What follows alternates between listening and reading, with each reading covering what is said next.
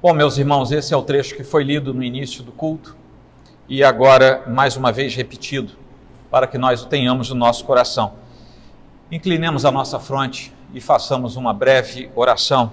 Senhor Deus, abençoa este tempo de reflexão da Tua Palavra e conduz-nos segundo a Tua própria direção para que entendamos a ministração que será feita agora.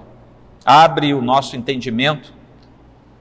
Abre, ó Deus, os nossos olhos espirituais para que vejamos o que é oculto à nossa natureza caída e que entendamos aquilo que o Senhor haverá de colocar em nosso coração de forma a que tenha raízes profundas e que no dia difícil, no dia mau, sejamos sustentados por Tua santa, boa, suficiente e inerrante palavra. Em nome de Cristo. Amém. Meus irmãos, o profeta Isaías pregava em Israel e por Judá, num tempo em que a mão de Deus pesava forte sobre aquele povo hebreu, um povo que já tinha tanto aborrecido o Senhor, e que nesse tempo o Senhor já dizia para aquele povo: alguma coisa vai acontecer. Aumentava cada vez mais, se tornava cada vez mais iminente, portanto, a chegada do Império Assírio. Mas enquanto isso ocorria e o povo se tornava cada vez mais temeroso das circunstâncias, Isaías continuava pregando a um povo que era cego, surdo e insensível, porque o próprio Deus tinha dito isso lá no capítulo 6, versículos de 9 a 10. O Senhor já tinha advertido: você vai pregar, mas esse povo é surdo, é cego, é insensível. Um povo que em breve seria esmagado sob um julgamento, um desastre nacional, para que se lembrasse da retidão diante do Senhor. No ano 734 a.C., a Assíria invadiu o Reino do Norte, que nós chamamos de Israel, e conquistou várias das suas cidades. Se você depois quiser ler lá no livro de Reis, no segundo livro de Reis, no capítulo 15, você vê esse episódio da história. Como resultado dessa ação militar assíria contra Israel, ou seja, uma grande potência militar, era a maior potência militar daquele tempo. A Assíria, considerada até hoje um dos povos mais maus nos seus atos contra os inimigos, as formas de tortura eram as piores possíveis, que não cabe agora, na noite de Natal, descrever nenhuma das torturas assírias, mas eram terríveis. E Israel, então, se torna, depois disso, um estado vassalo. E nunca mais o Reino do Norte veio a ser o que já tinha sido. Ele se dispersa depois de algum tempo de dominação e vassalagem, e nunca mais é o mesmo. Quando as tribos do Norte são deportadas, houve uma grave e profunda crise de espiritualidade e de fé no meio do povo de Israel, porque as demais pessoas começaram a se questionar a respeito de uma possibilidade. Será que Deus realmente e finalmente nos abandonou à nossa própria sorte? Esse é o pano de fundo desse capítulo 9 de Isaías. Isso se tornou uma espécie de paradoxo nacional, em que uma profunda tristeza que se abatia sobre o povo de Israel passa a ser acompanhada de belas passagens nas quais os profetas, particularmente aqui no livro que estamos lendo, Isaías, começam a dar mensagens de renovo da esperança daquele povo. Então, assim era esse tempo e o ânimo no meio do povo de Israel. Chegamos ao capítulo 9, Isaías, talvez como ser humano também, sem entender 100% do que estava acontecendo,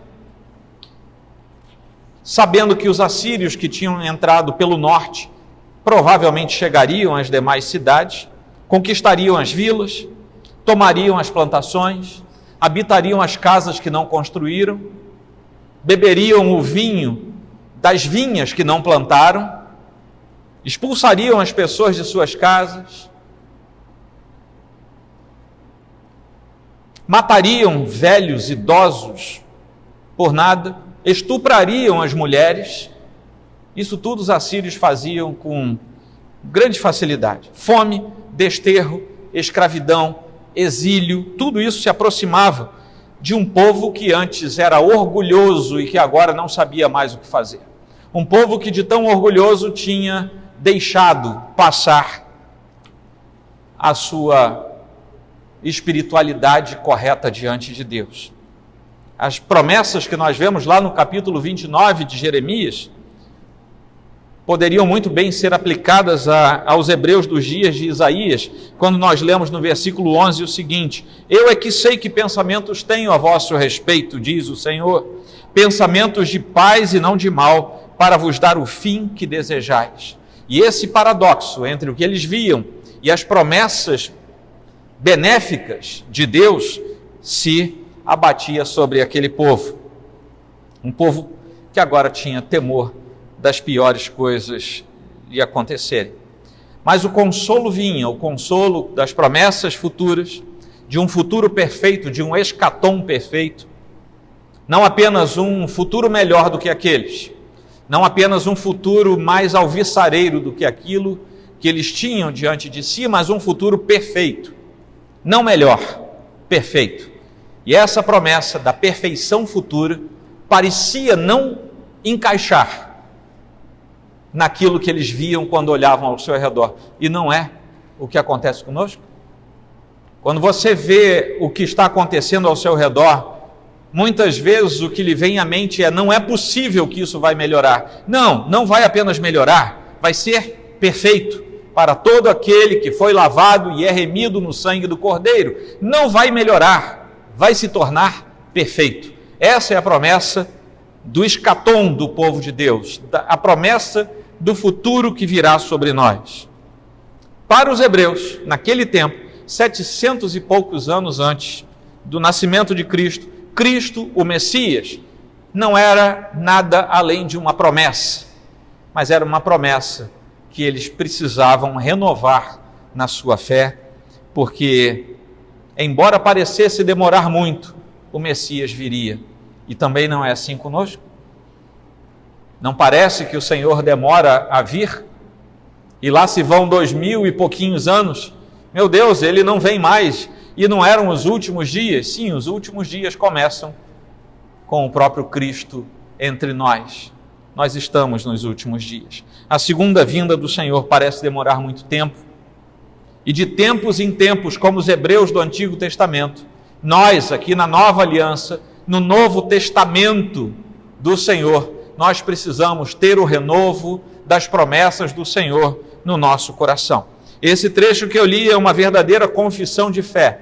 Em meio às tribulações, às angústias, às dificuldades, é uma confissão de fé num Deus que é todo-poderoso e que haveria de tornar os dias nefastos e negros e de densas trevas em dias de luz, de brilho e de manifestação da verdade. A lembrança daquilo que Deus já tinha feito, Deus Todo-Poderoso, já tinha feito por Israel, era o que animava com relação às promessas futuras. As promessas eternas e perfeitas. E segundo o profeta, Deus cumpriria a promessa feita a Davi e daria a Israel um novo líder, melhor, mais poderoso, perfeito, sem igual. Esse novo líder poria termo aos inimigos do povo de Deus. Então surge aquela pergunta: como podemos ter certeza de que a passagem que nós lemos fala não apenas de Davi, mas do próprio Senhor? A esperança de um grande rei nacional, esse rei era realmente o Senhor? Não fosse um texto que o próprio Senhor deixa e que foi registrado pelo evangelista Mateus, lá no capítulo 4, nós poderíamos ter dúvida, mas não temos como duvidar, porque lá em 4, de 12 a 16, nós lemos num dos versículos, o 14, explicitamente o seguinte: para que se cumprisse o que fora dito por intermédio do profeta Isaías, e isso em referência a ele próprio, o Senhor Jesus. Isaías falava de Jesus, Jesus disse: Isaías falava de mim, e nós não temos dúvida. As palavras de abertura desse capítulo 9, a partir do versículo 1, as palavras de abertura se referem ao problema que se abate sobre Israel. Como Isaías pregou naquele tempo: tristeza, angústia, desprezo, andando por toda a nação. A invasão e a mortandade que estavam sendo esperadas, descendo a partir da terra de Zebulon e Naftali, como nós lemos, quando Tiglat-Pileser entra, o rei assírio, e invade as terras e causa grande espanto, grande morte, grande dor no meio do povo. Mas quando nós olhamos lá para João, no meio desse tempo difícil, em que a experiência de tristeza, angústia, desprezo, todos os males pareciam não ter mais solução, nós lemos João falando o seguinte: no princípio era o Verbo, e o Verbo estava com Deus, e o Verbo era Deus, ele estava no princípio com Deus.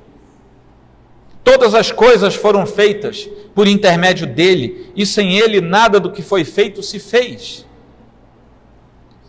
A vida estava nele, e a vida era a luz dos homens.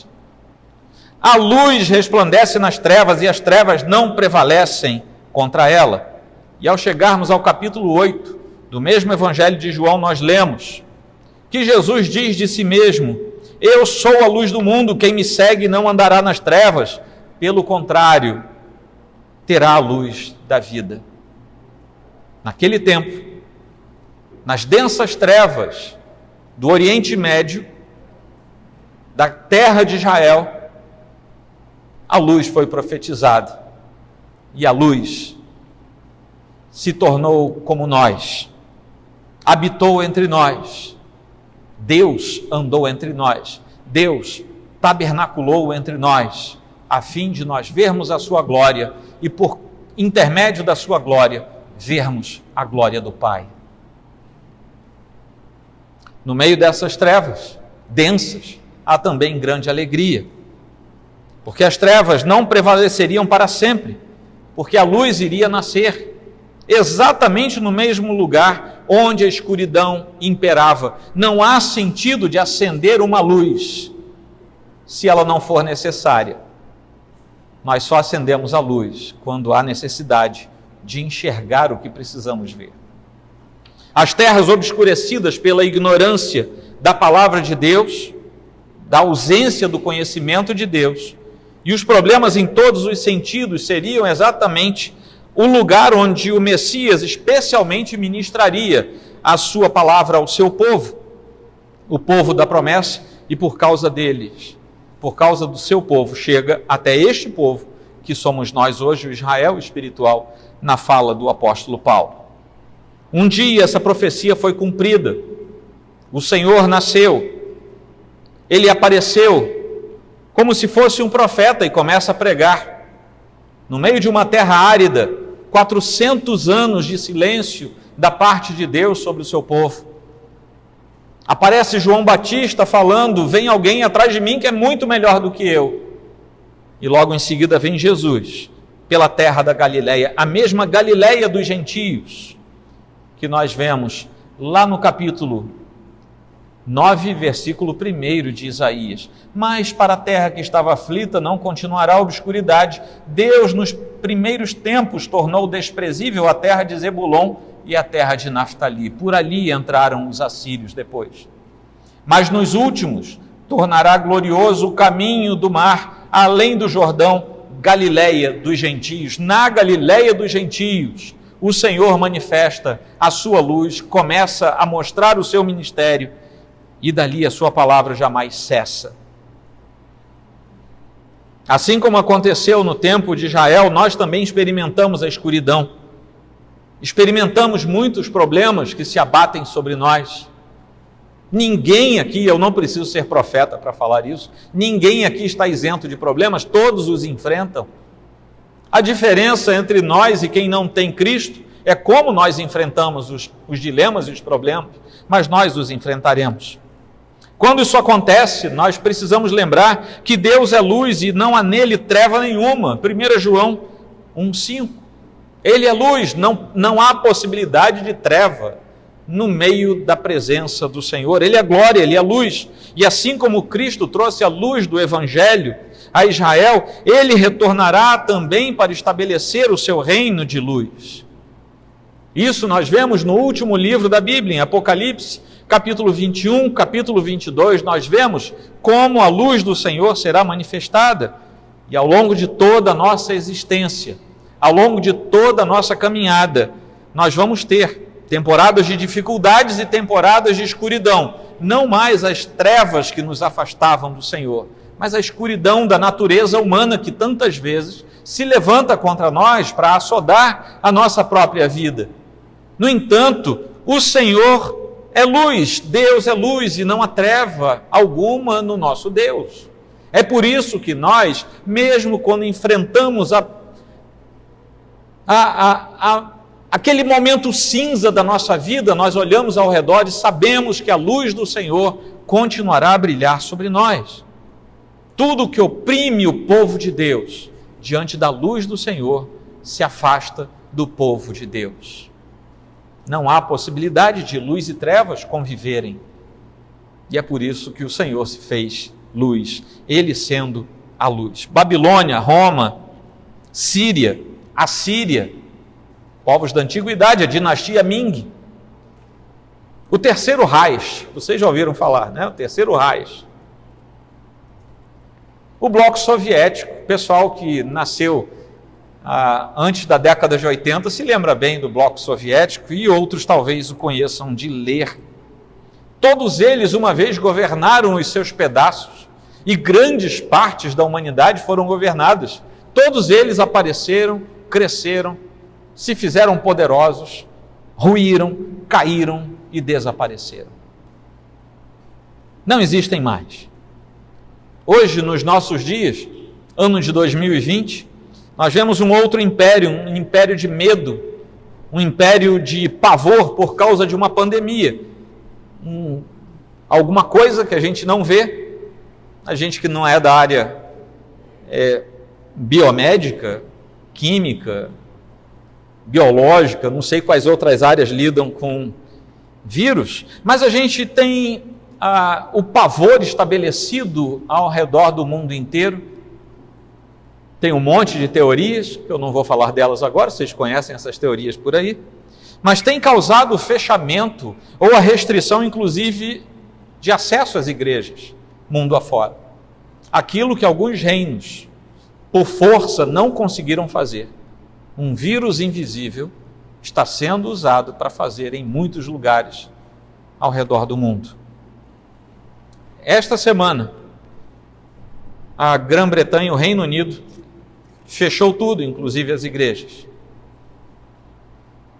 A festa cristã ficou para depois. Pavor, medo. A Europa, que uma vez embalou o cristianismo, mandou seus missionários para as Américas, para a Ásia, para a Oceania.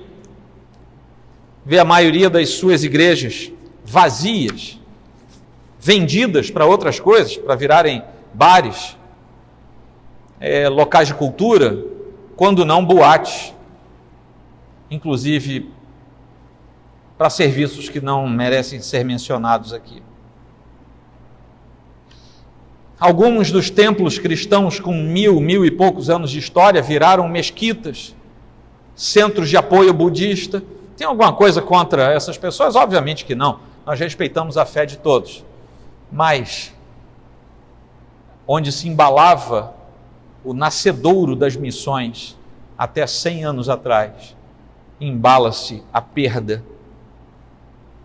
Mas, no meio do povo do Senhor, seja aqui ou seja lá, a despeito do que podemos ver, a luz do Senhor continua brilhando. Deus sempre guarda para si os seus remanescentes. Até porque nós lemos lá em 2 Coríntios 4:6, das trevas resplandecerá a luz. Ele mesmo resplandeceu em nosso coração para a iluminação do conhecimento da glória de Deus na face de Cristo. E quem vê a face de Cristo vê a glória de Deus. Não há como ser diferente. Cristo é a luz do mundo e a fonte de esperança e alegria, mais intensa, mesmo que seja em meio às mais profundas e densas trevas que tentam nos cercar. A nossa esperança se concentra na grande celebração, na festa da vitória do céu. Assim como os hebreus passaram a ter a sua fé animada pela promessa da perfeição futura, a mesma promessa de perfeição futura é a bem-aventurada esperança que está sobre a igreja do Senhor, sobre Cristo Jesus. Depois disso, olhei e eis uma grande multidão que ninguém podia contar, de todas as nações, tribos, povos e línguas, diante do trono e diante do Cordeiro, vestidos de vestes brancas, com ramos de palmeiras nas mãos, e clamando com grande voz: a salvação pertence ao nosso Deus, que está assentado no trono, e ao Cordeiro. É certo que para todos nós pode haver e haverá noites difíceis, noites de choro, mas a certeza do triunfo e a certeza do aumento do reino de Deus nos sustenta com uma alegria inexprimível e indizível, cheia de glória por aquilo que nós temos de promessa e que ainda virá sobre nós. A fala entre os versículos 4 e 5 é uma fala de termos militares daquele tempo, como um cavalo de arado ou como uma dupla de bois. Israel se sentia sobrecarregado de jugo de carga, o peso estava muito profundo. Mas a opressão do inimigo assírio, que batia no povo com vara e bastão, como está aqui registrado, e essa é uma forma de lembrar que isso remetia a um animal quando estava puxando um grande peso e você batia mais nele para ver se ele conseguia puxar o peso. É uma metáfora, na verdade, para o castigo sofrido por um povo que resolveu não seguir a trilha da luz que o Senhor havia manifestado na revelação veterotestamentária. É claro que isso não era um jugo literal, não era físico, mas se tornaria, inclusive, algo terrivelmente físico para assolar o povo de Deus que estava ali prestes a viver dias mais difíceis, mas também prestes a ter o renovo da esperança e da fé no seu coração. Deus nos diz aqui através de Isaías, no entanto, quem é que vai quebrar a vara e o cajado que estavam fazendo o povo sofrer? Queimará as botas do exército invasor, são metáforas para uma invasão militar, para sofrimento sofrido por eles. Como Gideão, como Débora, como Davi, viria um novo guerreiro para esmagar o poder de todos os opressores que se levantassem contra o povo de Deus. Esse novo guerreiro seria capaz de dar liberdade e paz. Seria alguém capaz de trazer para o povo todos os espólios da vitória, diferente, inclusive, dos outros. Mas este novo guerreiro venceria de tal forma que a paz não seria apenas no campo da batalha, a paz seria eterna. Sem sombra alguma, que essa paz seria muito mais intensa do que aquela que foi alcançada pelos juízes, pelos reis e por tantos heróis do Antigo Testamento. As ferramentas de opressão seriam quebradas e o povo seria, mais uma vez, vencedor e teria paz, mas essa paz seria no Senhor.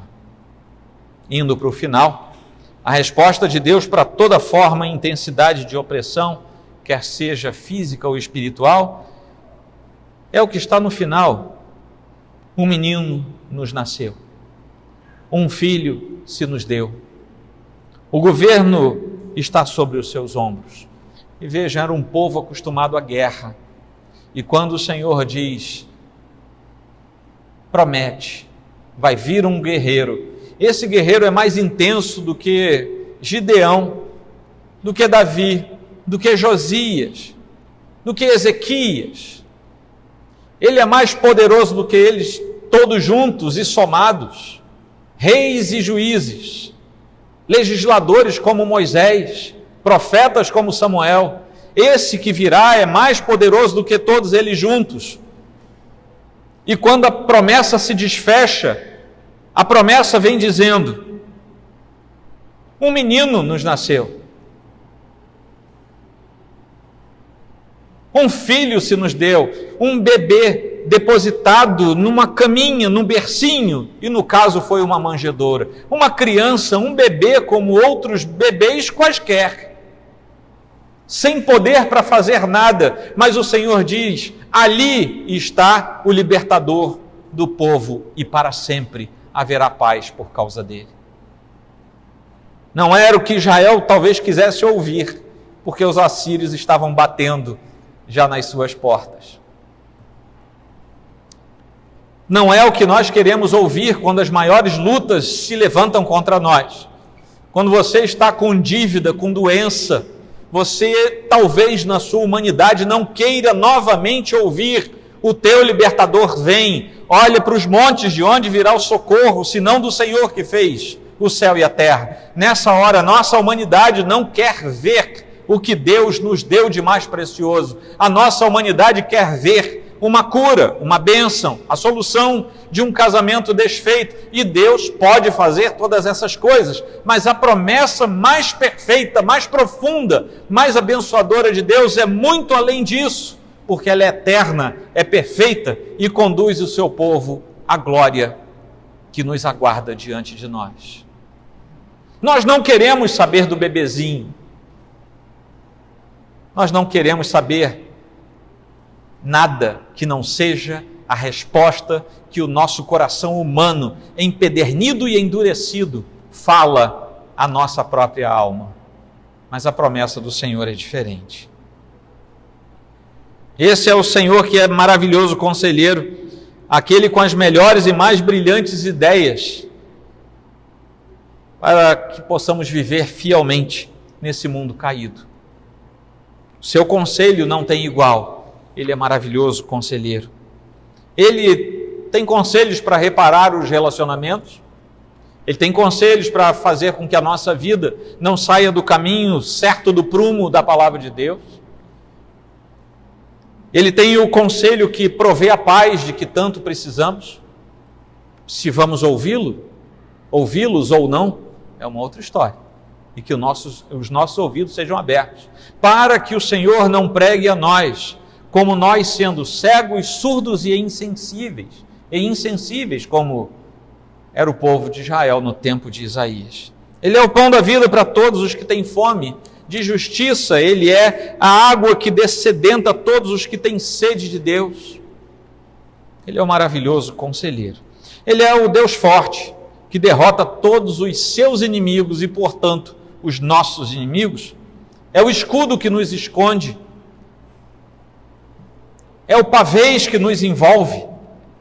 Ele é o Deus forte, poderoso, que não encontra inimigo à sua altura. Nunca mais pense, como você já deve ter ouvido por aí: o Senhor está lutando contra o inimigo. O Senhor não luta contra o inimigo. Não há inimigo que lute contra Deus. Deus é Deus, não há nada igual a Ele. Não há um só ser no universo capaz de se levantar contra Deus, porque todo ser do universo, a não ser o próprio Deus, foi criado por Ele próprio, por Deus. Ninguém é igual a Deus. Satanás está tentando tomar as coisas de Deus. Ele não vai fazer nada. Ele é o cão de Deus, nas palavras de Lutero. Você viu na roça? O pessoal amarra aquele arame, né, de ponta a ponta e põe a coleira do cachorro ali. E o cachorro fica andando para lá e para cá. Foi essa imagem que Lutero disse: Satanás é assim. É como um cachorro que Deus amarra e ele fica andando para lá e para cá e só faz o que Deus manda. Não há nada parecido com esse nosso Deus forte. Nada. Ele é o Pai da eternidade, o autor da vida eterna, o autor da felicidade que somente os filhos de Deus encontram numa antevisão aqui e encontrarão na perfeição eterna.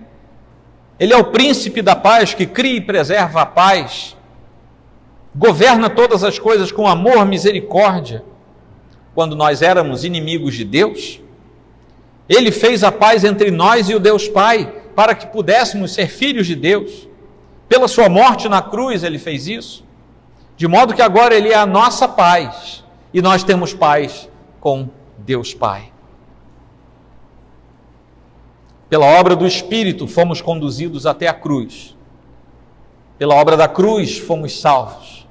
Pela obra do Pai nós fomos escolhidos para essa salvação. Mas a glória de Deus, embora não encontre oposição à altura, encontrará oposição de pensamentos, de intenções. É certo que o inimigo, por odiar a Deus e não conseguir fazer nada contra ele, passa a odiar a criatura que Deus fez com as suas próprias mãos e em cujas narinas soprou. E o fato de ele saber que o povo de Deus tem uma promessa tão bela no futuro, faz com que muitas vezes ele tente perturbar. Mas eu gostaria de dizer a você que não há qualquer forma de possibilidade de que você seja roubado das mãos do Deus Todo-Poderoso. Mantenha a sua alegria, mantenha a sua paz no Senhor, porque Ele cuida de você. Assim como Herodes, irado, atingiu os filhos da cidade de Belém, naquele infanticídio, o mal do inimigo muitas vezes pode nos ferir, pode nos tocar, mas jamais ele pode vencer. Herodes passou e Belém continuou existindo. Aliás, existe até hoje. Ele fez mal à cidade, fez mal às pessoas, mas Herodes morreu. A cidade continuou. A herança da cidade está lá até hoje. Você pode ser ferido na batalha, mas você não vai ser derrotado e nem vai desaparecer. Os atos do inimigo não passam de desespero da parte dele, porque ele conhece o final de todas as coisas. Se os assírios soubessem quem era o Senhor Deus de Israel, mesmo reconhecendo que Israel estava em pecado, não teriam atacado Israel, porque maldita obra é se levantar contra o povo de Deus. Por causa do que nós lemos e de tantos outros registros, nós entendemos que alguma coisa foi posta em movimento no dia que nós chamamos Natal. Não, vou dizer de novo, é praticamente impossível que tenha sido 25 de dezembro. Essa é uma data arbitrada, convencionada. Mas houve um dia que o Senhor nasceu, encarnado entre nós, e é isso que nós celebramos nesta noite. Algo foi posto em movimento, muitos anos atrás, e o zelo do Senhor vai levar esse movimento que começou naquela noite, no campo, até o desfecho de todas as coisas, até o final de tudo. A glória de Deus haverá de se manifestar na felicidade eterna do seu povo. E é por isso que nós lemos aqui na última linha, o Senhor, o zelo do Senhor dos Exércitos fará isso. Você sabe por quê que nós sabemos que todas as coisas se encaminham para a glória eterna? Porque além de ter dito que assim seria, o Senhor chancela isso com o próprio zelo que o Deus eterno e perfeito tem sobre todas as coisas. Amém, queridos? Apenas concluindo, a promessa para o povo que andava em densas e profundas trevas, lá em Isaías 9, que nós lemos, é a voz da promessa de Jesus, que depois aparece lá em João 8,12. Eu sou a luz do mundo, quem me segue não andará nas trevas, pelo contrário, terá a luz da vida. Eu não sei quantos de nós aqui entraram nesta noite ainda vivendo em trevas, e não precisa você fechar os olhos para saber o que é viver em trevas. A Bíblia, quando fala isso, fala das trevas da própria existência, a obscuridade de alguém que não consegue enxergar o Senhor que está diante dele. Mas ele próprio diz: eu sou a luz do mundo. Aquele bebezinho que nasceu foi posto numa manjedoura, envolto em panos, no meio de palha. Ele era o rei do universo. Era o guerreiro que ia livrar o seu povo e que está diante de nós para nos livrar. O contraste entre a luz e as trevas está muito claro quando nós lemos o primeiro capítulo de João. No princípio era o Verbo, eu já li para vocês hoje, e o Verbo estava com Deus e o Verbo era Deus. Lá mais ao finalzinho, perto do versículo 5, nós lemos: a vida estava nele.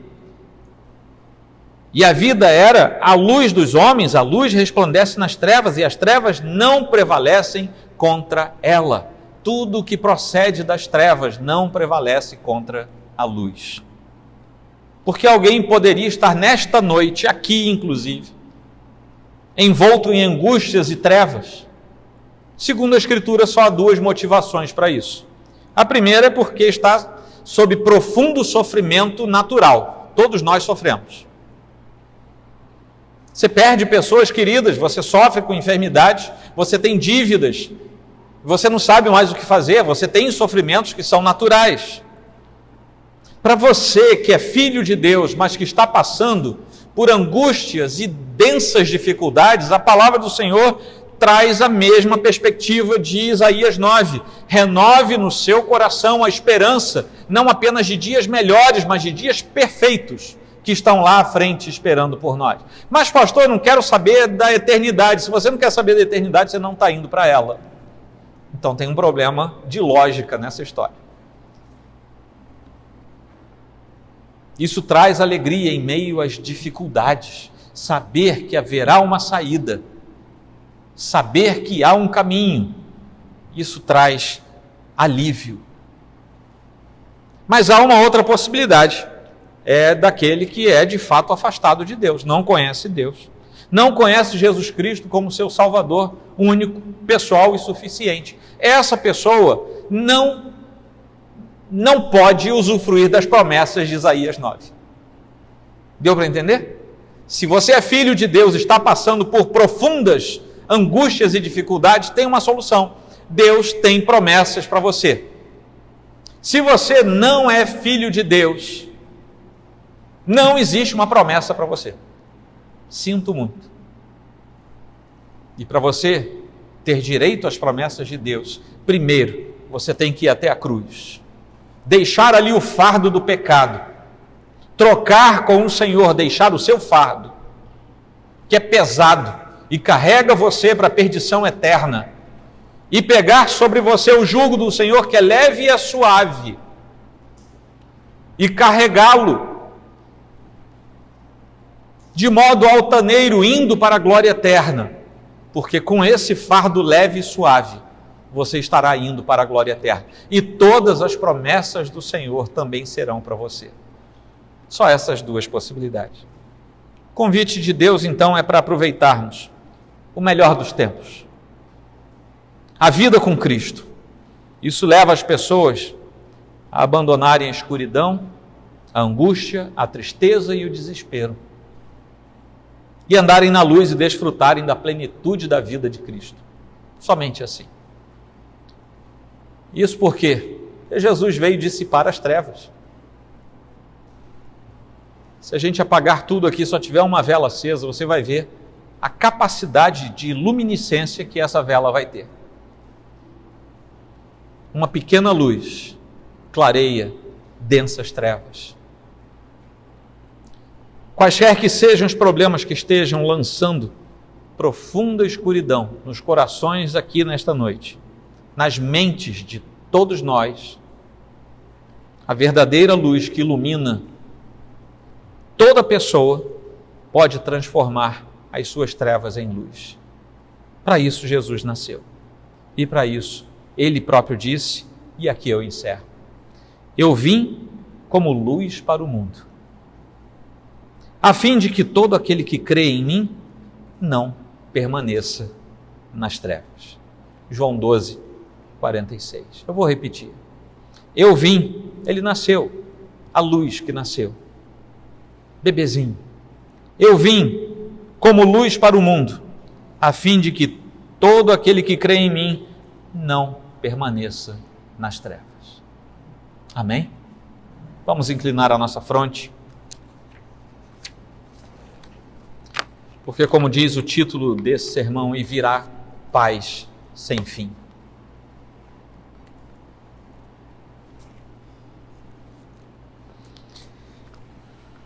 Amado Senhor, na Tua presença nos encontramos. Exultamos diante do Senhor, porque Deus, o nosso Deus, é a luz que dissipa toda e qualquer treva. Um dia, sobre todos os salvos que aqui estão reunidos, o Senhor fez isso de modo majestoso. Nosso pedido é sobre nós que somos salvos. Renova as Tuas promessas e a esperança em nós. Meu Deus, alegra o coração de quem está triste nesta noite. Levanta o semblante daquele que entrou aqui com a sua fronte descaída por tristezas, problemas, circunstâncias difíceis e adversas. E neste momento, Senhor, alegra o coração dos Teus filhos com a perspectiva de uma eternidade perfeita. Mas também, ó Deus, toca no coração daquele que, estando aqui hoje, não Te conhece como Salvador único e pessoal. Constrange os corações, ó Deus, a reconhecerem a majestade do Senhor.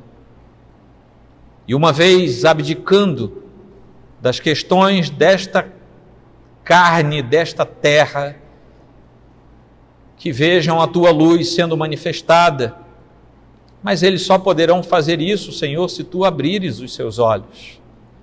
Então é isso que nós pedimos que Tu faças, e que isso seja para a honra e para a glória do Senhor. Por tudo isso, ó Deus, queremos Te louvar e Te bendizer, em nome de Cristo Jesus. Amém.